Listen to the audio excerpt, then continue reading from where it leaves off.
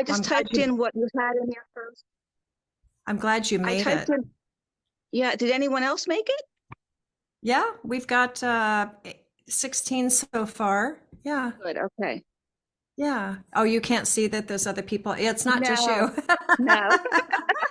I forget that and I keep Uh, talking, so I'll be quiet. yeah. That's okay if you guys, I got you, kid. I see. If you guys have to have your camera off, we always prefer seeing your beautiful faces, but if you need to have it off for some reason, you just do what you need to do. So, I'm so excited to be here today. I'm Paige, and this is our very first member spotlight. We kind of did it last month or the month before with Christine Monchek, but I hadn't had the idea to really call it that yet. And somewhere around that time, I think I was on a walk with my friend Sunday, who lives here in Eagle, Idaho, with me, and we were on a walk, and she told me these amazing stories that of things that had happened in her life. And I knew immediately, I was like, we have to share this with the group. Are you willing? Can we share it with everybody? Because it's like big stuff, right? Big mind blowing stuff. At least it was to me. And I think that it will be for you as well. But go back a few years, Sundays, who is a member of Transcending Grief, of course, her daughter, Maddie, passed away on July 22nd, 2018. And by the way, when you add all that up, it's a 22. Did you know that? A master number. So she's a powerful girl left on a master number. I didn't know if you knew that. I was looking at that and I'm like, I think that's a 22, and it is left on the 22nd. All of the whole date adds up to a 22. But anyhow, and Maddie passed in a car accident. And of course, we all know, right? Just rocks our world, tears us to pieces, tears us apart. But somehow, I don't remember exactly how I even met you, Sunday. Somebody referred you to me, or you heard about, oh, I was on Cyrus's podcast and you were following him at the time, and you saw me. And then because I was in the Boise area, you reached out to me. And so we started walking and having this friendship. And I just remember Sunday was always kind of like you, Denise, just full of the big questions. And I'd be talking about all the little things that I talk about, and she'd have these big questions. And I'm like, gosh, that's just bigger than me. Like, she makes me think, right? She makes me think about how do I feel about that? And what are my thoughts about that? And is there truth in that? And how can we try to prove that? And, how can we integrate that into something that helps us on the journey? So she was always reaching, but a little different than me, right? Always with the big ideas. So, and kind of got into her own journey with trying to have out of body experiences, as Denise was talking about. So she'll share a little bit about that. And then I think with that, I will just pass it over to my friend Sunday Haas. Sunday does live in Eagle, just about 5 minutes away from me. So I do get to see her from time to time. And she has two more children that are living in at home, and she's married, and they have a beautiful little family. So welcome, Sunday, to our very first member spotlight. We're so happy to shine the light on you today. Thank you, Paige. Thanks for asking me and inviting me. I've got a few notes just so I don't get entirely sidetracked. Just out there, I'm really nervous. I've never done this before, but I figured this experience has had a really profound impact on my own pain and my own grief. And if there's a chance that it can alleviate or lighten anybody's journey, I feel like it's my mission to do that. So thank you for giving me the opportunity. Well, this whole thing started by complete accident. This was a few months after my Maddie died. And as Paige could tell you, I'm a very big skeptic. I am open to anything, but I definitely scrutinize all information. Well, one night I'm laying in bed on my back, just thinking random thoughts, cooking, cleaning, dishes, laundry, whatever. And all of a sudden, I started free falling down towards the center of the earth. And I'm like, what in the world is this? I was a little startled, but then something came to my mind like, they call it falling asleep. I never questioned why they even call it that. Maybe this is what always happens. You fall asleep, but maybe I go unconscious every night before this process happens. So I just thought I'm going to enjoy it. It hasn't happened in over, 50 years, so I'm just going to enjoy this. So I was enjoying this free fall towards the center of the earth. That lasted maybe 30, 45 seconds, something like that. As soon as that was done, this vibratory hum, like, started going on in my body. It felt like every single cell inside my body was activated. Like if you put a pot of boiling water on the stove, you start getting little bubbles and then they get stronger and then it goes to like a roaring boil. That's exactly how it felt internally. There was no pain, there was no heat, but it was a very real physical vibrating experience. And so much so that I'm thinking, I'm going to like shake off this bed. I mean, that's how strong it was. And I was getting a little bit nervous, but then it just stopped. The second it stopped, a noise went from like the back right of my head, whizzing past me, like felt like a millimeter from my ear. Just 1 second, the loudest noise I had ever heard. It sounded like a train roaring or a wave roaring, something like that. It was incredibly loud. But I thought, you know what? If I had heard that with my actual physical external ear, it would have blown my eardrum. So how did I actually hear that? Because it was an actual audible sound. And I'm sitting there thinking about what could that be and waiting to see if anything else was happening. Nothing. So I thought, I'm going to get up, I'm going to go downstairs and Google this. I'm sure somebody has had some sort of experience like this. So I get up, I turn around to grab my water glass to go downstairs, and my hand goes through the glass. Needless to say, I'm disoriented, I'm confused, I'm thinking, no, wait, I'm totally awake. I never lost consciousness. I'm fully me. I'm very conscious here. I'm just disoriented from everything that happened. So I'll just try it again. Went to grab the glass and it happened again. My hand is through the glass and I start panicking, thinking, oh my gosh, that vibrating, that sound, maybe that was all part of the death process. Maybe I had a heart attack or something and I just let myself die. I can't even believe that. So I'm starting to get all anxious and I'm looking around and I'm in my room. Virtually everything is the same except the bedspread on my bed is different and the picture above my bed is different. Otherwise, it's exactly the same. I went to bed and it was like pitch black, and now it had a light to it, but not where you can pinpoint it, kind of like the static on a black and white TV where you can't find a light source, but there's still illumination. So I'm looking around and I see a body laying in my bed. I'm really freaking out now, going, who is in my bed? And I go to take a closer look and they're wearing my pajamas. So now I'm thinking, I have no idea what's happening. If I'm dead, where's my daughter? Where's my brother, my dad, the white light? What is happening? And I think, I'm going to get a closer look at this body. And I'm looking around and I'm like, it's a little familiar. I just can't quite place it, but it feels familiar. And then all of a sudden I see a necklace with a mother and a child on it. And I say, oh my God, that's my body. That absolutely cannot be, because I am here. I am conscious. I'm alive. I exist. I'm outside this body. I don't need it. That can't be me. And it was so bizarre because this body felt just like that. It felt kind of like a coat that I had worn for a year and really, had some affection for it, but didn't think about it. What didn't feel attached to me whatsoever. So I am really stressed, tremendous anxiety at this point. I sense something behind me. And before I could have another thought, it felt like that being dropped a warm glass of water on me and it started flowing just like water would.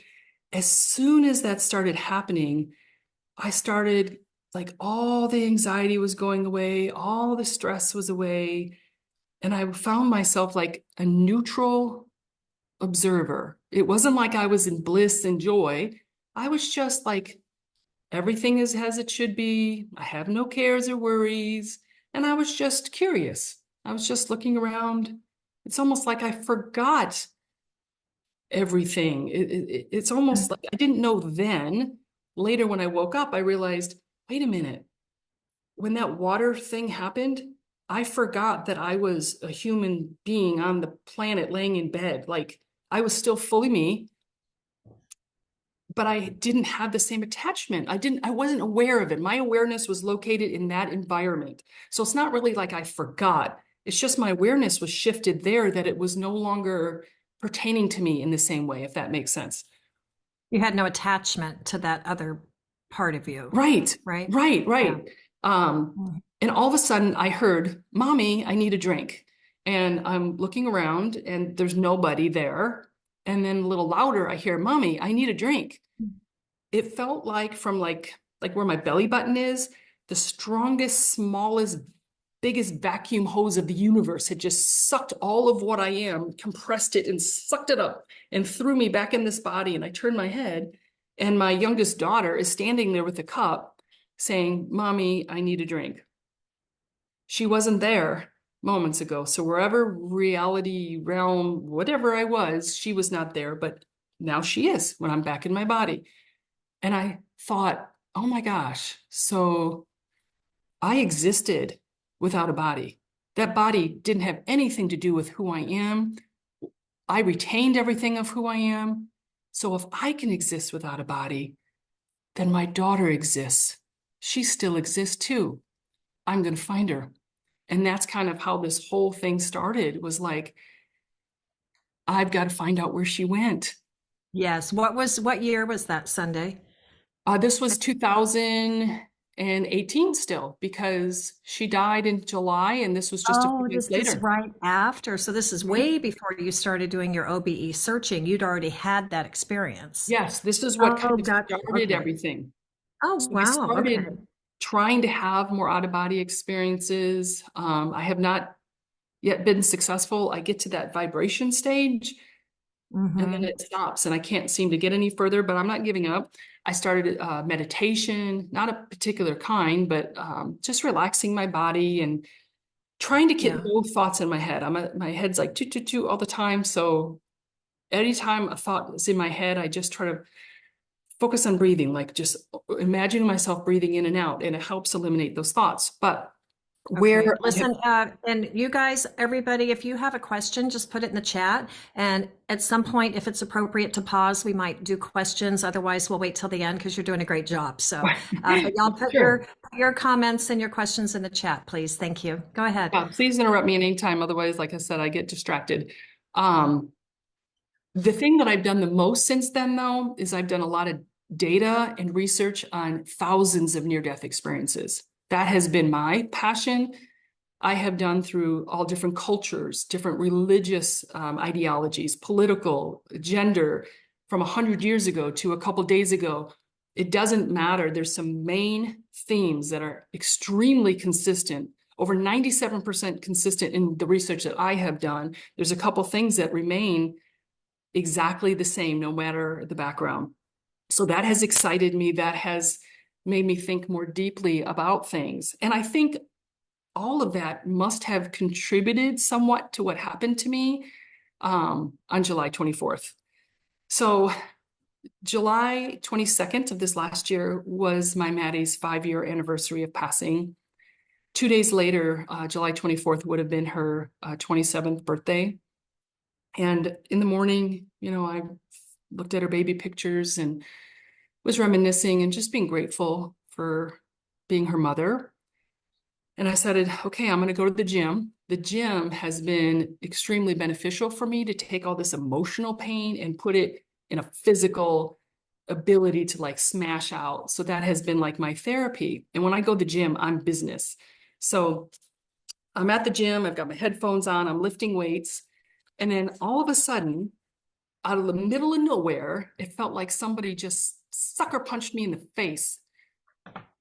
I felt like it was the first time I was ever aware that my Maddie was gone. It was like when the sheriff came to my door that day and told me that she was gone. That's how I felt. Like, she's not on vacation. She's not in college. She's gone and she is not coming back. It was so full of anguish and despair in that moment. And I started crying. And I'm looking at all my friends at the gym. I mean, I'm happy for them, but I'm looking like, his daughter, why is his daughter alive? And why did my child die, but not his daughter? And her son's alive and he takes all these risks and he's alive and not my daughter. And this is so fair. Everyone gets to keep their kids. Only my daughter died. And I heard, Mom, their children will die too.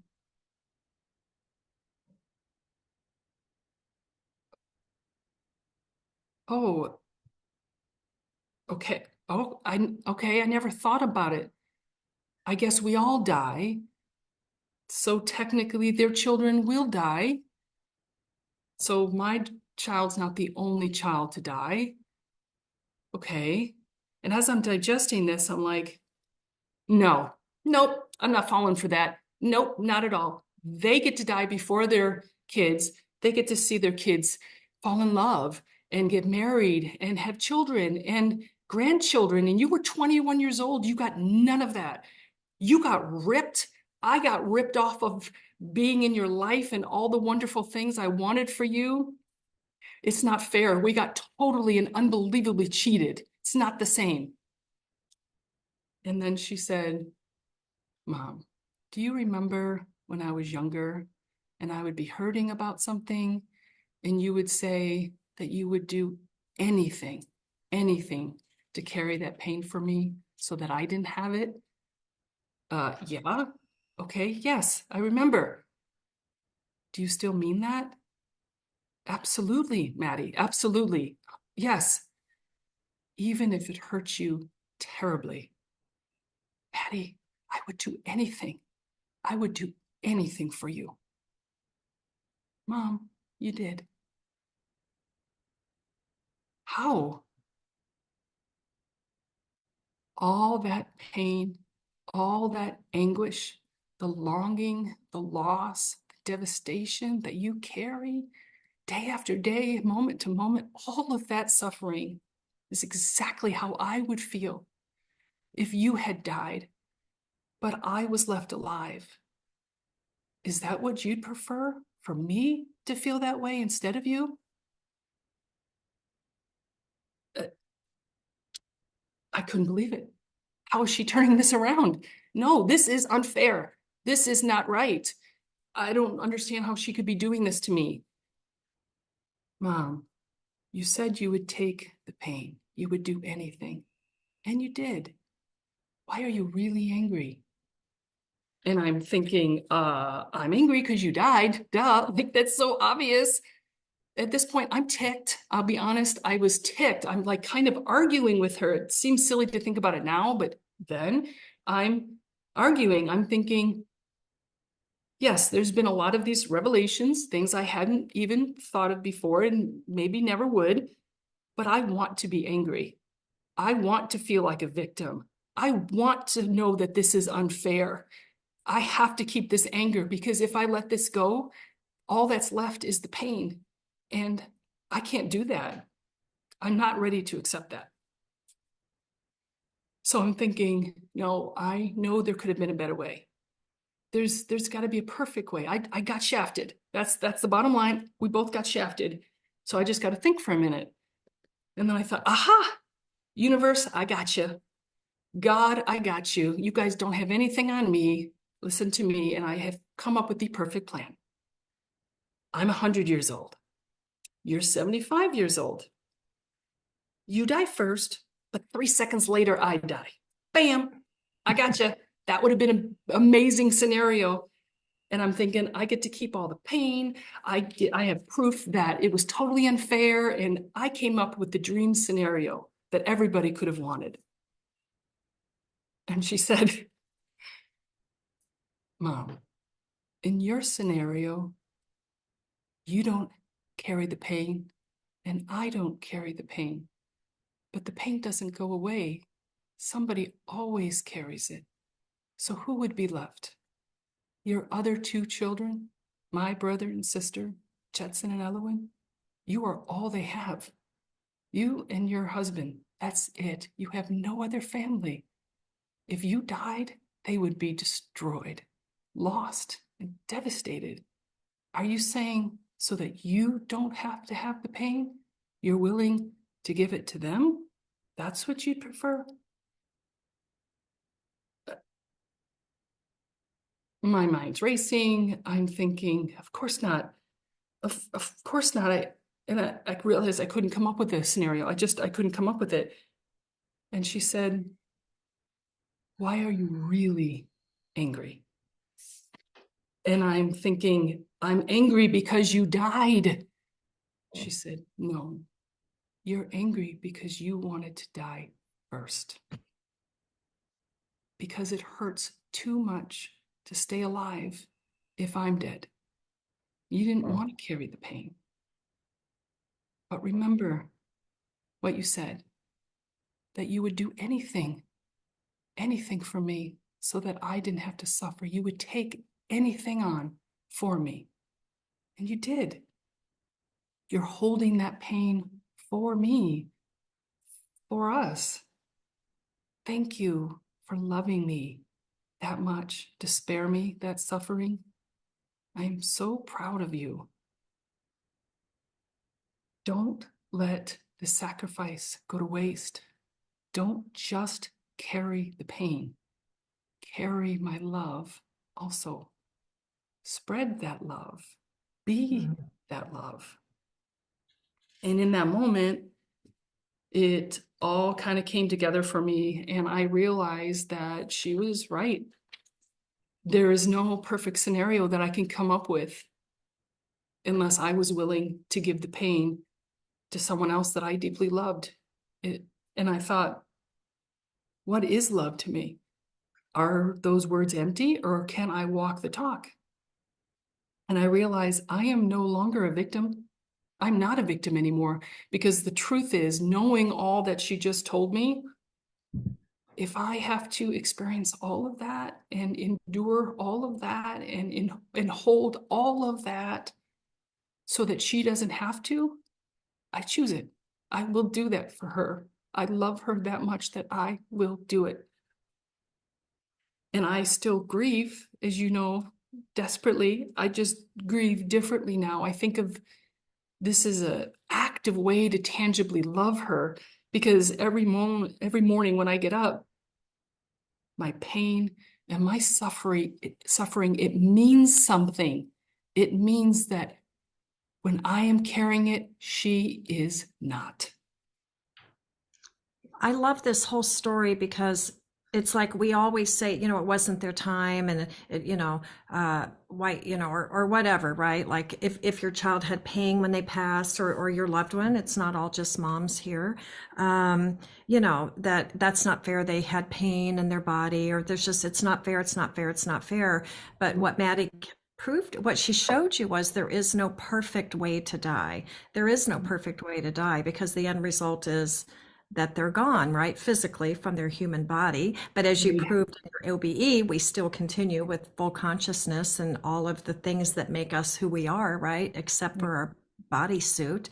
But I love that so much. And then pushing you and pushing you and pushing you to like get down to the root of, what are you really angry about? Right? Because you went through layer after layer after layer with her of, I'm angry about this, I'm angry about this, I'm angry about this. And she's like, yeah, but what are you really angry about?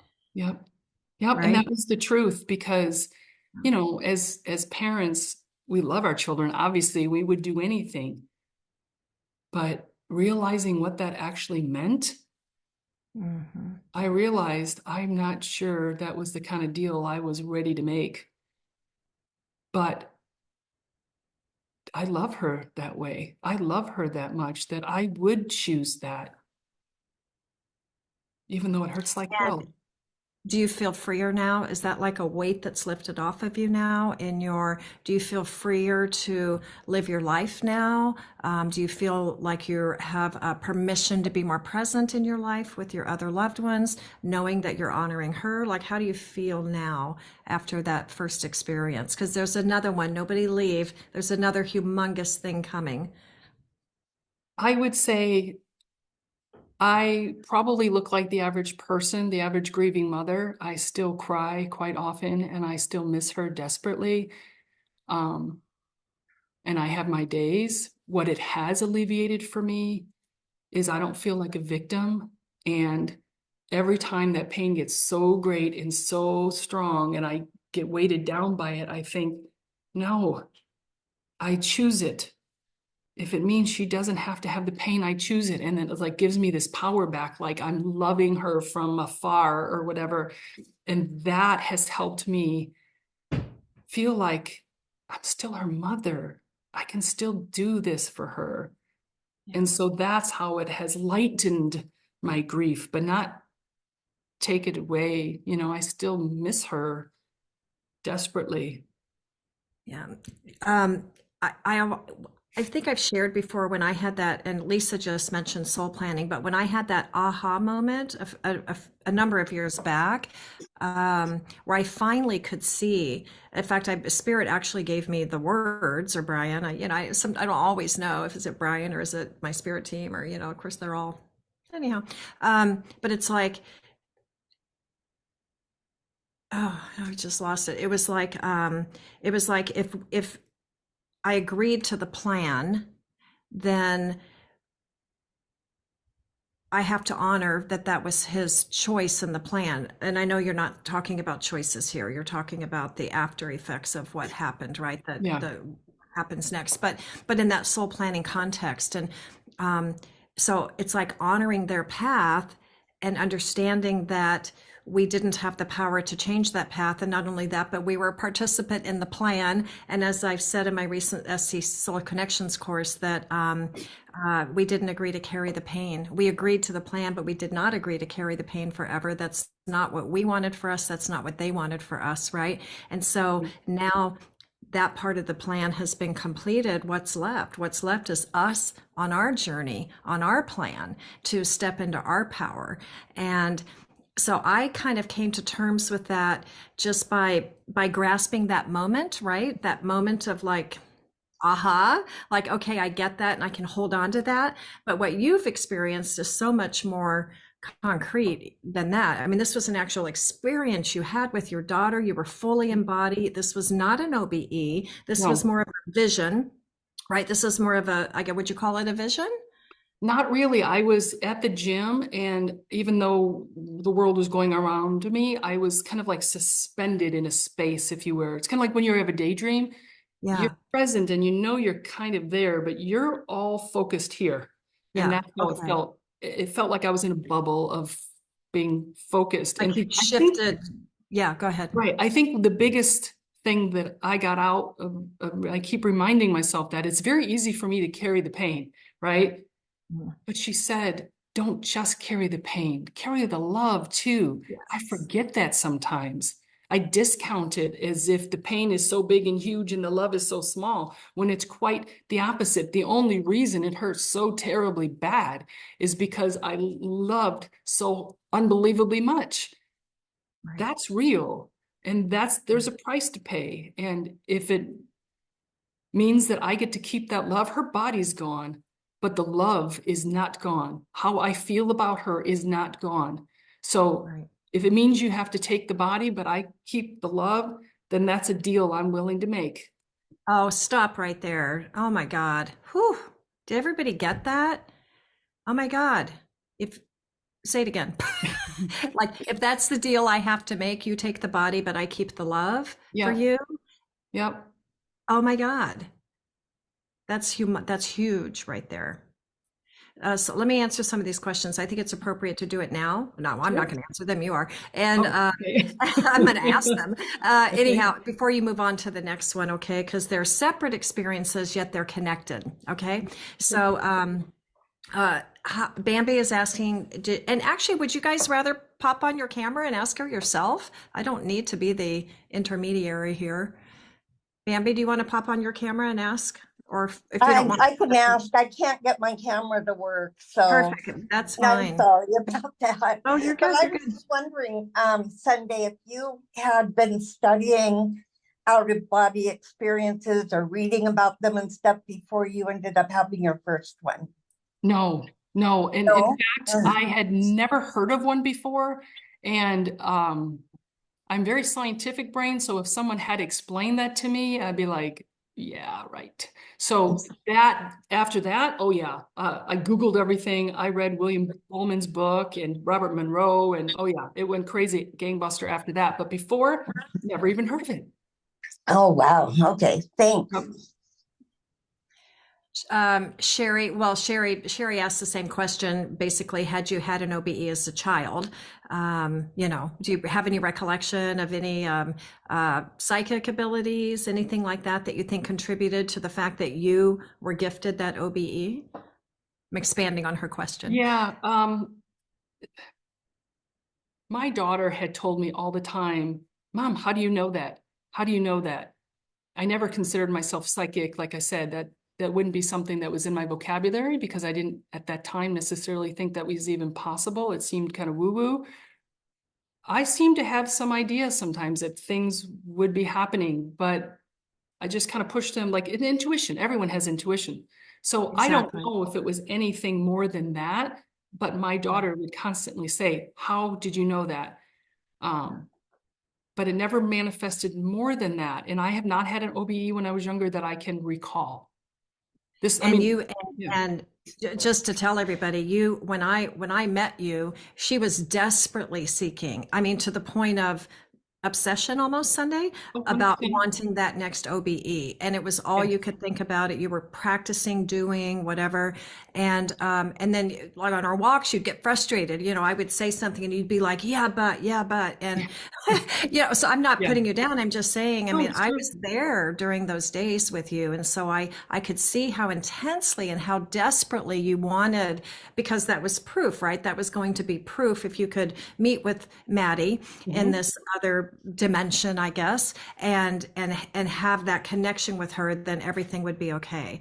And so it Yeah. did come for you, not in the form of an OBE, but in form of this, what you just explained to us, Right. right? 5 years later. So we don't Right. always get what we want when we ask for it. I want to make that point, and I want everybody to be patient with yourself and your journey, and just know that I think when we're ready, it will happen for us. And so my point was, there's nothing, you weren't seeing spirits as a child, you weren't No. born a medium or psychic or anything like that. You're just an ordinary mom like the rest of us, right? Yeah. Who had this amazing experience and shifted your entire consciousness. And if it happened for you, it can happen for anybody in this room today, right? 100%. And I can't pretend to know what makes it happen, because I had the first 2 years afterwards, I was trying constantly and I couldn't reproduce it. I only try maybe once a month now, but I realize, like anything, we don't realize the blocks that we have. When you have an agenda, it can change things. That first time, I didn't have an agenda. I didn't even know what could happen. Now I could pretend to myself, oh, I'm just going to be open and see whatever experience happens. That's a bold-faced lie. My heart says, find Maddie, get out of body, find Maddie. I can't pretend that away, and that is the truth. So I'm not truly open to this experience on the experience's terms. I'm open on my terms, and I'm not sure I'm going to have another one of those experiences unless I could figure out some way to legitimately be open in that way. And I'm I just think not there that yet. really does, that's the gratitude piece, right? Like being so grateful for that experience that we've been given, knowing that it was brought to us at exactly the right time in our journey when we needed it the most, maybe perhaps the time where you could comprehend it the most, right? That you could really see, right, the answers. And maybe you would not have been willing to travel those layers with her 3 years ago had that experience happened with you, but you were ready on July 24th. This year, Last right? year. This Mhm. year. This last year. Last year, yeah, it's January. Anyhow, okay, so yeah, Bambi, you're welcome. I knew you guys would love her story. We talked about soul planning. Yes, Gertie, absolutely. She says, I felt the same from her son. If she wasn't carrying this pain, he would have.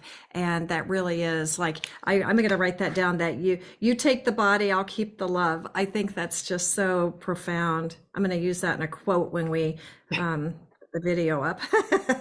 Okay. And then Gertie said, yes, I keep saying, but this wasn't what I was thinking when I agreed to this. I know. I've said 1,000 times, I'm not doing it again, people. Like, this is one and done. I'm not doing this again. Don't ask me. And I I have have 4 something to say to that, Paige. I used to, when she first died, and this first happened, I would have said the same thing Yeah. until I realized, wait a minute, wherever that realm is, whatever we come from, where I'm going to kind of hint at later, is like, we don't get to experience the kind of love that we have here. It comes with tremendous payment.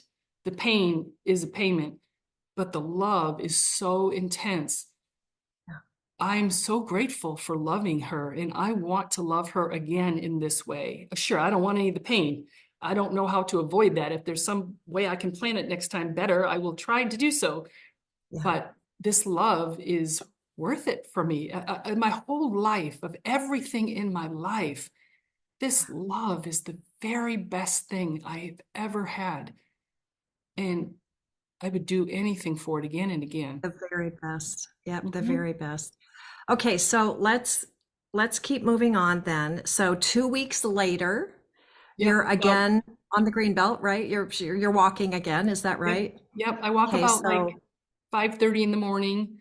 yeah, we have a beautiful green belt that runs along the river through our little town. It's just lovely. So, okay, so take it from there now that they have this vision of the Okay. trees and the river.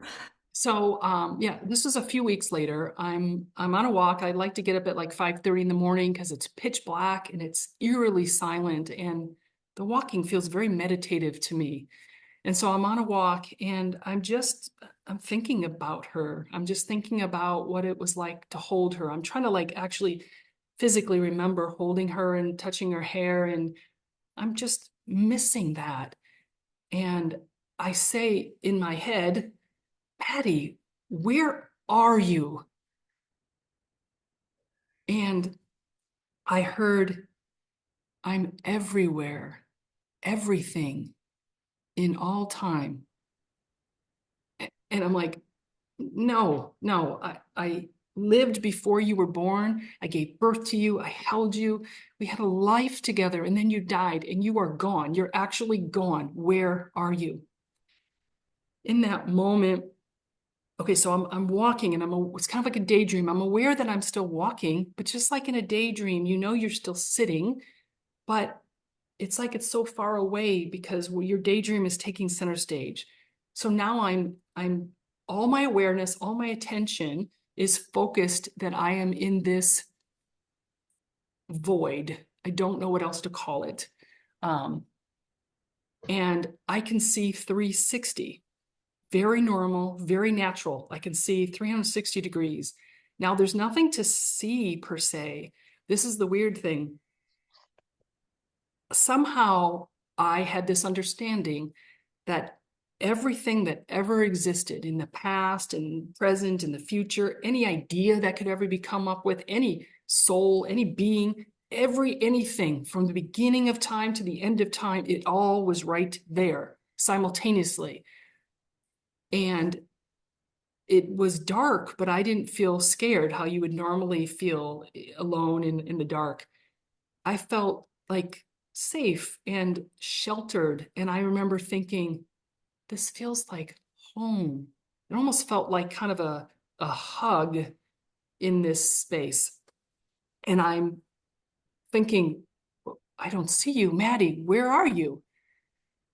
All of a sudden, things start collapsing. Like, kind of like if you have a field of vision, like a big circle, and it starts getting smaller and smaller and smaller into a dot, but it didn't collapse in that kind of perfect way. Things started collapsing like a game, like from all angles, from all weird angles, things started collapsing into the only thing that was in my vision now was this tiny, tiny speck. And I'm like, as soon as I thought, what is that? Vroom, it comes zoomed up into me, and it's the earth. And I'm looking around, and I'm in outer space. This is not the same place I was just in. This was outer space, and the earth And I'm looking all around. That's all there is. And I say, I don't see you. Where are you? And then vroom, I get zoomed back out. And then everything uncollapses again. Like everything starts opening back again the same way it closed, like in all these weird angles. And the void, I guess what you call it, starts filling my field of awareness. My not vision's not right. My perception starts being filled with this void, and the dot that was Earth and space starts getting incorporated to where I can no longer pinpoint where exactly that point was. So it all becomes enfolded, enveloped into this space. And she says, I'm everywhere, everything in all time. And I'm like, I'm not sure I'm understanding that quite clearly. And she said, when you are born and you come to Earth, all that's happening is your everything that you know that you are. All of that just gets shrunk, shrunk, shrunk, shrunk, collapses to a tiny, minuscule point of awareness. That's all you can see. That's all you now know. You view that as coming and dying as going. But in reality, it's just shrinking the point of awareness. And when you die, it expands back up and you realize you never left. And I'm like, I think I'm kind of getting it a little bit, but I'm still not quite sure here. I need some more help. And so then suddenly I'm seeing myself laying in bed and I'm sleeping. And then instantly I'm flying like warp speed. I'm going so fast. The wind is in my face and I can feel the warmth from like maybe a sun or something on me. And I'm so happy. I'm going somewhere that I want to go. I don't know exactly where that is, but I'm feeling this emotion of being super excited. Now, the dream details are a little strange and they're not super important, but I had emotional sensations in that dream. I was scared. I was happy. I was excited. I had physical sensations. I was moving very fast and I could feel the wind. And at the end of the dream, I felt a large amount of actual physical pain. So I'm experiencing all of this and then boom, I'm back seeing myself laying in bed and I sit up and I say, oh, that was just a dream. And she said, well, while you were there, she looked, pointing kind of at my body in the bed, where did you go? And I said, well, nowhere. I guess I was dreaming, apparently. I stayed in bed the whole time. Were you aware that you were dreaming? No. Did you feel the wind? Did you feel the motion? Did you feel happy? Did you feel pain and excited and sad? Yes. While you were in that dream, did you have any idea that you were laying in bed? Or did you believe the dream and that reality? And I'm like, yeah, while I was dreaming, I totally accepted everything that was happening as that was the only life that there was. Not till I woke up did I realize, that was a dream. Even though I felt I was flying and doing all these things, apparently I wasn't. I was just laying in bed the whole time. She said, that's what happens when you die. You simply wake up on a different level. This waking plane, just like a dream, you believe you're walking, you believe you're eating, you believe all of these things because you're perceiving it all. Not until you wake up do you go, I never went anywhere. I just thought I did, just like when you were dreaming. And I was like, well, wait a minute then. Does that mean life on Earth doesn't matter? That it's just a dream and everything that happens here, it's not important? Like my daughter, and I'm not going to see her again, and those relationships don't matter like a dream? And she said, if you were to wake up from a dream, let's say a terribly scary dream, and you felt it was real while you were dreaming it, If you wake up and you write it all down on paper, you can go about your day in the waking world and you can reference that dream and remember, ah, oh, that was scary. Ah, oh, I remember that happened. But you can continue in that reality without that affecting that reality in the same way. Your context is completely different. That's all that happens when you die. Nothing is lost. Everything is real if you perceive it. When you're in a dream, you're perceiving it. It is real and valid. When your point of awareness is no longer focused on a dream and you wake up and you're in this waking world that we're in now, this is all important and valid. It's all that we can perceive. I can't perceive a dream world right now. I don't have that ability while I'm in the waking world. I also can't perceive the afterlife because all I can know is here until I get there. Then I go, ah, I never went anywhere. I just thought I did. Just like Well, in a I dream. love that because that analogy of, you know, you're this big and we shrink, shrink, shrink, shrink, shrink, right? As we enter into this tiny little, you know, fetus form, right, in our mother's Right. womb, and then when we die, it's the opposite, right? When our soul, our spirit leaves our body and grows, grows, grows, grows, grows, right? I love that analogy of it's kind of like conforming, isn't it? Like spirit can't, you know, they have to shrink that much to be able to conform to who we are as human, right? But I do think that personally, I think that our human lives are important and that we come here to experience. I don't believe in Yes. lessons so much, but experiences that we choose to have while we're here to help us expand our soul's growth. I guess that's how I think of it. Absolutely. That's how So it was meant. relevant, yeah, but that analogy of perception is also, um, it's just so interesting to me. It's so interesting to me that she used all of those ways to prove to you that she still exists as consciousness, really, because that's the bottom line, right? Right. And that she didn't actually go anywhere because she never came anywhere. Yeah, that's right. I've always been with her. I'm Mhm. with her now. I just can't perceive it.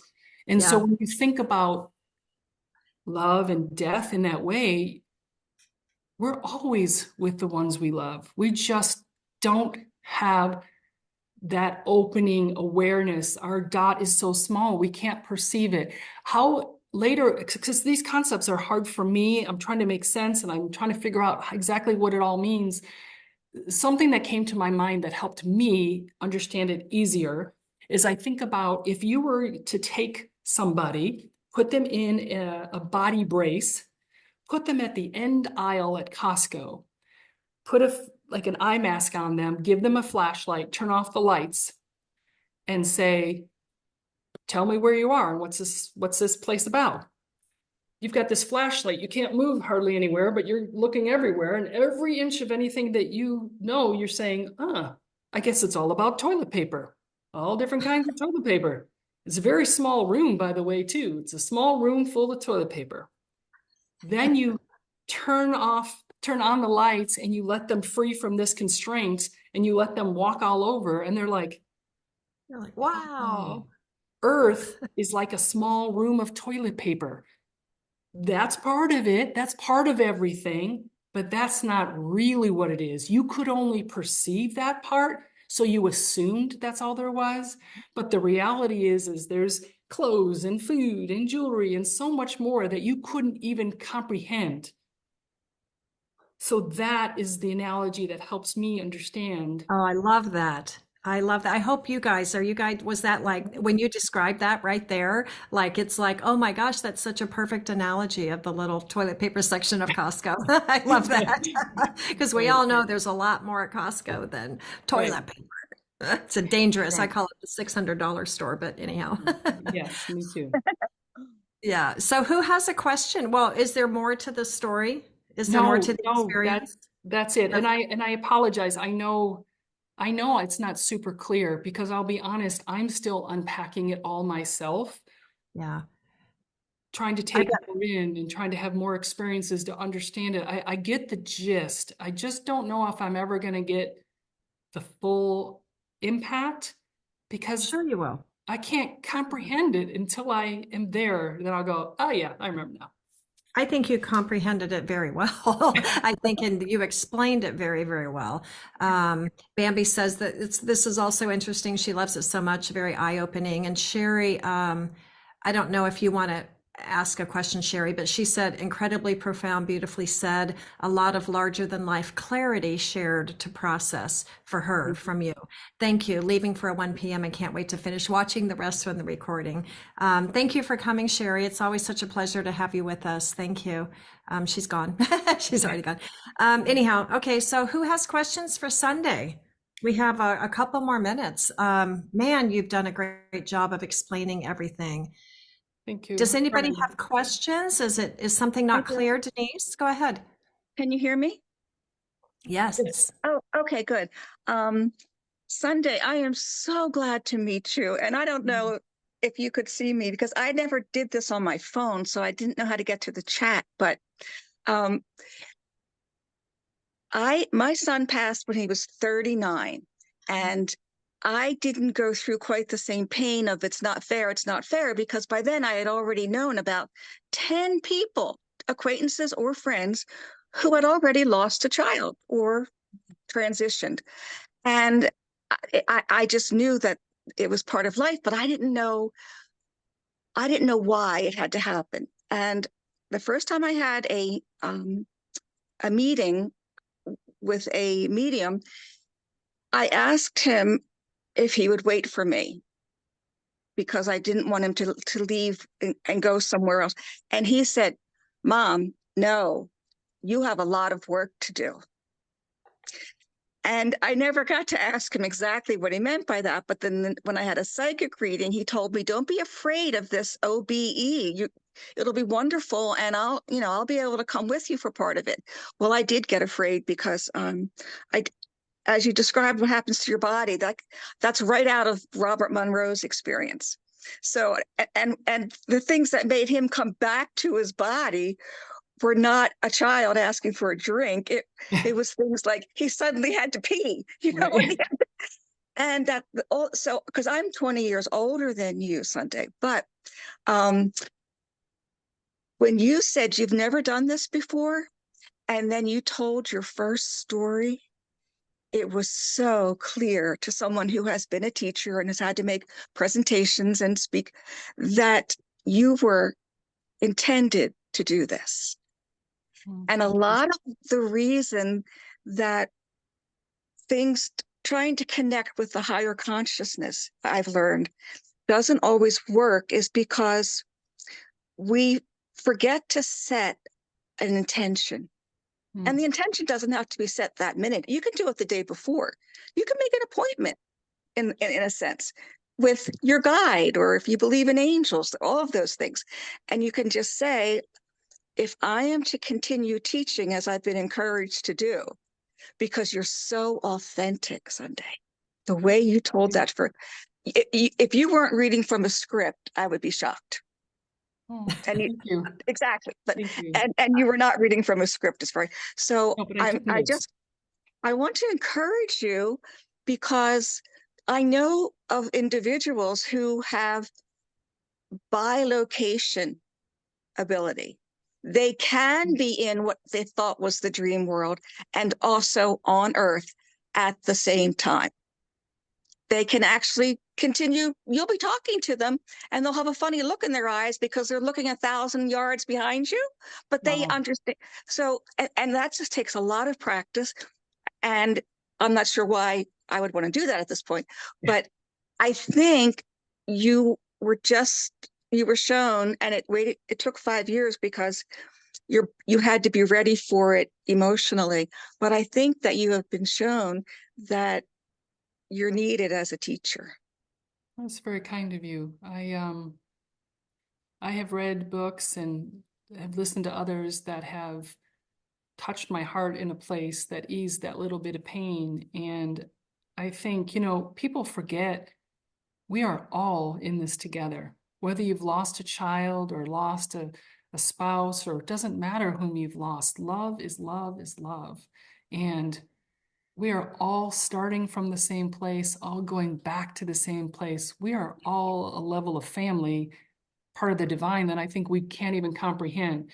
Yeah. And so helping each other through this challenge that we've chosen is a great Yes. gift and a blessing. And even though I'm not so great with speaking and it makes me uncomfortable, I'm That's not grateful. true.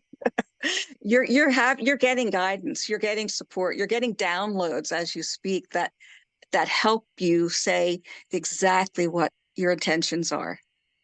That I And can agree with. I can agree with, yes, because my normal speaking is much more choppy and not as fluid. And I can feel sometimes when say something's taking over because I'm in full control, but I could feel this movement and yeah, and it impacts me too. It makes me think of things that I never ever thought of in a way that I could never think of. And Exactly. Well, that is channeled writing, yes, yes. channeled communication. Mhm. And so, yeah. Thank you, Denise. Thank you, Sunday. I have to tell you, Sunday, she's right. I mean, I knew you were going to be great. I knew it was going to be beautiful. But I know people are having to leave because people, I think, have been on their lunch hour a lot. So people are leaving. But I just wanted to say that it is, Denise is right. It is such a powerful story.